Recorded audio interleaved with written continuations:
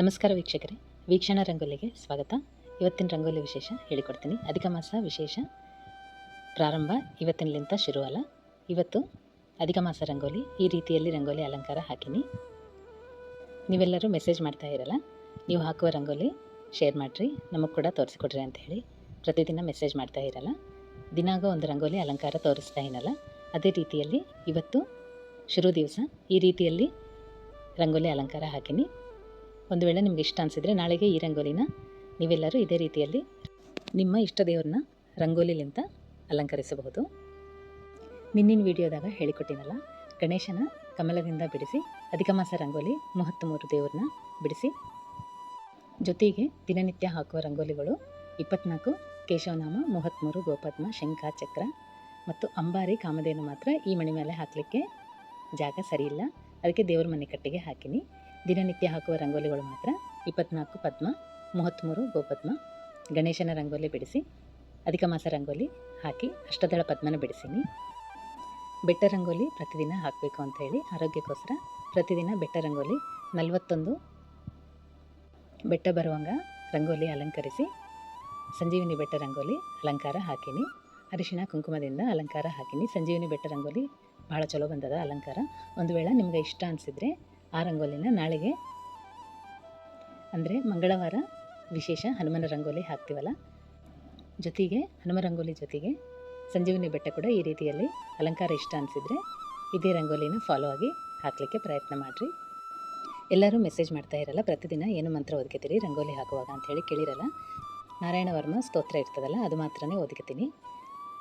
ಅಧಿಕ ಮಾಸ ವಿಶೇಷ ಮಂತ್ರ ಹೇಳಿಕೊಡ್ರಿ ಅಂತ ಹೇಳಿ ಎಲ್ಲರೂ ಮೆಸೇಜ್ ಮಾಡ್ತಾ ಇರಲ್ಲ. ನಂಗೆ ತಿಳಿದ ಮಂತ್ರ ಮಾತ್ರ ಡಿಸ್ಕ್ರಿಪ್ಷನ್ದಾಗ ಶೇರ್ ಮಾಡ್ತೀನಿ. ಕೊನೆಗೆ ಮಂತ್ರನ ಹೆಂಗೆ ಓದ್ಕೋಬೇಕು ಅದು ಕೂಡ ಹೇಳ್ತೀನಿ. ಎಲ್ಲರೂ ನೀವು ಪಠಣ ಹೆಂಗೆ ಮಾಡ್ಕೊತೀರೋ ಅದೇ ರೀತಿಯಲ್ಲಿ ಮಾಡ್ಕೊರಿ. ಒಬ್ಬರೊಬ್ಬರು ಒಂದೊಂದು ರೀತಿಯಲ್ಲಿ ಮಾಡ್ಕೊತಾರ, ನಿಮ್ಗೆ ಬಂದ ರೀತಿಯಲ್ಲಿ ನೀವು ಪಠಣ ಮಾಡ್ಕೊರಿ. ಸ್ತೋತ್ರಗಳು ಇದೇ ರೀತಿಯಲ್ಲಿ ಓದ್ಕೋಬೇಕು ಅಂತಲ್ಲ, ನಿಮ್ಗೆ ಬಂದ ರೀತಿಯಲ್ಲಿ ಓದ್ಕೊರಿ. ಕೊನೆಗೆ ನಾನು ಹೇಳಿಕೊಡ್ತೀನಿ.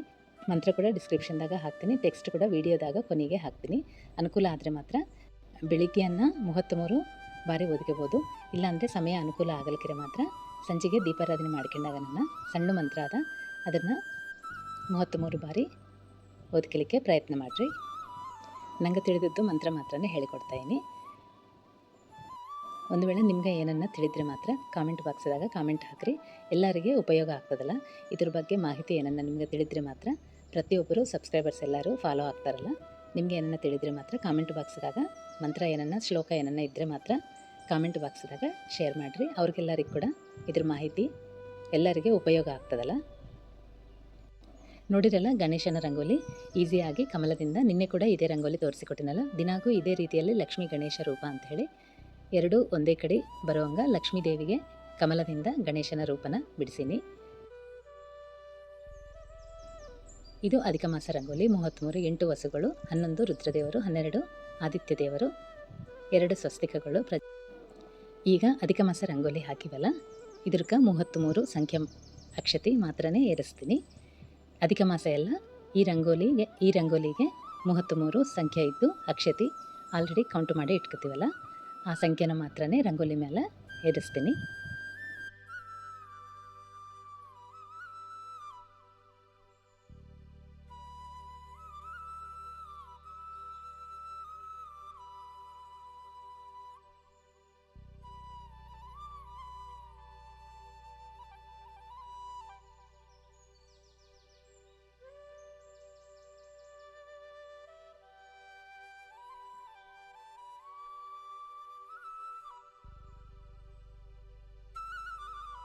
ಗೆಜ್ಜೆ ವಸ್ತ್ರ ಕೂಡ 33 ಹೊಟ್ಟಿ ಇದ್ದು ಸಂಖ್ಯೆ ನೋಡಿಕೊಂಡು ಏರಿಸಬೇಕು.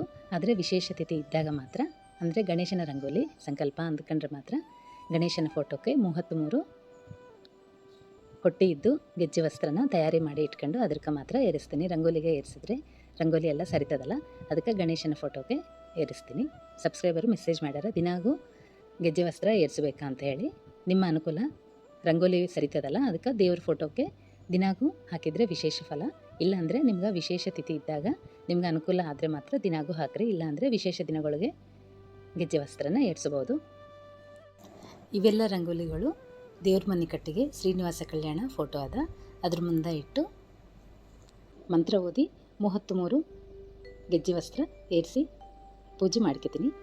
ನೋಡ್ತಾ ಇರಲ್ಲ, ಸಿಂಪಲ್ ಆಗಿ ಗಣೇಶನ ರಂಗೋಲಿ ಹಾಕಿನಿ, ಅಷ್ಟದಳ ಪದ್ಮ ಹಾಕಿ ಆಹ್ವಾನ ರಂಗೋಲಿ ಹಾಕಿನಿ. ಅಧಿಕ ಮಾಸ ರಂಗೋಲಿಗೆ 33 ಅಕ್ಷತೆ ಏರ್ಸಿನಿ. ಈಗ ಸಂಜೀವಿನಿ ಬೆಟ್ಟ ರಂಗೋಲಿ 41 ಬೆಟ್ಟ ಬರೋಂಗ ಅಲಂಕಾರ ಹಾಕಿ ಅರಿಶಿಣ ಕುಂಕುಮದಿಂದ ಅಲಂಕರಿಸಿ, ಅನುಕೂಲ ಆದರೆ ನಿಮ್ಗೆ ಬಾಯಿಪಾಠಕ್ಕೆ ಹನುಮಾನ್ ಚಾಲೀಸ ಬಂದರೆ ಮಾತ್ರ 41 ಬಾರಿ ಓದಿಕಲಿಕ್ಕೆ ಪ್ರಯತ್ನಿಸ್ರಿ, ಇಲ್ಲ ಅಂದರೆ 1 ಬಾರಿ ಕೂಡ ಓದ್ಕೋಬೋದು. ಈ ರೀತಿಯಲ್ಲಿ ಸಂಜೀವಿನಿ ಬೆಟ್ಟನ ಅಲಂಕರಿಸಿ 41 ಬೆಟ್ಟ ಬರೋಂಗ ಹಾಕಿ ಬಾಲನ ಅಲಂಕರಿಸಿ ಸಂಜೀವಿನಿ ಬೆಟ್ಟ ರಂಗೋಲಿ ಹಾಕಿನಿ, ಅರಿಶಿಣ ಕುಂಕುಮದಿಂದ ಅಲಂಕರಿಸಿನಿ.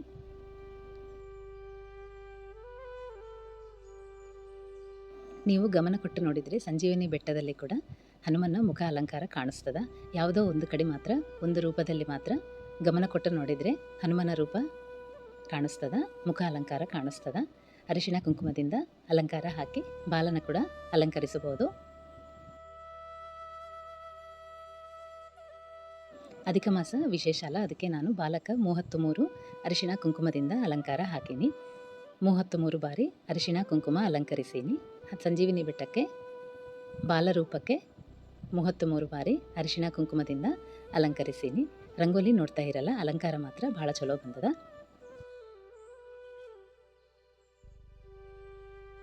ಬೆಲ್ಲ ನೈವೇದ್ಯ ಕೊಟ್ಟು ದೀಪಾರಾಧನೆ ಮಾಡ್ಕೋಬೇಕು. ಇಷ್ಟೇ, ಸಂಜೆಗೆ ಮಾತ್ರ 33 ಬತ್ತಿ ಅಲಂಕಾರ ಮಾಡಿ ಇಟ್ಟಿವಲ್ಲ, ಅದರಲ್ಲಿಂದ ಸಂಜೆಗೆ ದೀಪಾರಾಧನೆ ಮಾಡ್ಕೋತೀನಿ. ಅಧಿಕ ಮಾಸ ಮಂತ್ರ ಏನು ಓದ್ಕೋಬೇಕು ಅಂಥೇಳಿ ಎಲ್ಲರೂ ಮೆಸೇಜ್ ಮಾಡ್ತಾ ಇರಲ್ಲ. ಅಧಿಕ ಮಾಸ ಎಲ್ಲ ಪ್ರತಿನಿತ್ಯ 33 ಬಾರಿ ಈ ಮಂತ್ರನ ಪಠಿಸಬೇಕು. ಮಂತ್ರ ಹೇಳಿಕೊಡ್ತೀನಿ, ಕೇಳ್ರಿ. ಗೋಪಾಲಂ ಗೋಪರೂಪಿಣಂ ಗೋಕುಲೋತ್ಸವ ಮೀಶಾನಂ ಗೋವಿಂದಂ ಗೋಪಿಕಾ ಪ್ರಿಯಂ. ಈ ಮಂತ್ರನ 33 ಬಾರಿ ಪಠಿಸಬೇಕು. ನಂಗೆ ತಿಳಿದ ಮಂತ್ರನ ಹೇಳಿಕೊಡ್ತೀನಿ. ನಿಮ್ಗೆ ಏನನ್ನ ತಿಳಿದ್ರೆ ಮಾತ್ರ ಕಾಮೆಂಟ್ ಬಾಕ್ಸ್ದಾಗ ಹಾಕ್ರಿ, ಎಲ್ಲರಿಗೆ ಉಪಯೋಗ ಆಗ್ತದಲ್ಲ. ಮಂತ್ರನ ಟೆಕ್ಸ್ಟ್ ಕೂಡ ಬರಿತಾ ಇದ್ದೀನಿ, ಒಂದು ವೇಳೆ ಇಷ್ಟ ಅನಿಸಿದರೆ ಫಾಲೋ ಆಗ್ರಿ. ರಂಗೋಲಿ ನೋಡಿರಲ್ಲ ಅಲಂಕಾರ, ರಂಗೋಲಿ ನಿಮ್ಮೆಲ್ಲರಿಗೆ ಇಷ್ಟ ಆಗ್ತದ ಅಂಥೇಳಿ ಅದಕ್ಕೆ ಇಷ್ಟ ಆದರೆ ಮಾತ್ರ ವಿಡಿಯೋನ ಫಾಲೋ ಆಗ್ರಿ, ಚಾನಲ್ನ ಕೂಡ ಫಾಲೋ ಆಗ್ರಿ. ರಂಗೋಲಿ ಇಷ್ಟ ಅನಿಸಿದರೆ ವಿಡಿಯೋನ ಲೈಕ್ ಮಾಡಿರಿ. ಇವತ್ತಿಗೆ ರಂಗೋಲಿ ಇಷ್ಟ ವೀಕ್ಷಕರೇ, ಮತ್ತೊಂದು ವಿಡಿಯೋದಲ್ಲಿ ಮತ್ತೆ ಸಿಗೋಣ. ನಮಸ್ಕಾರ. ಹೃದಯದಲ್ಲಿ ವಾಸ ಮಾಡೋ ಶ್ರೀ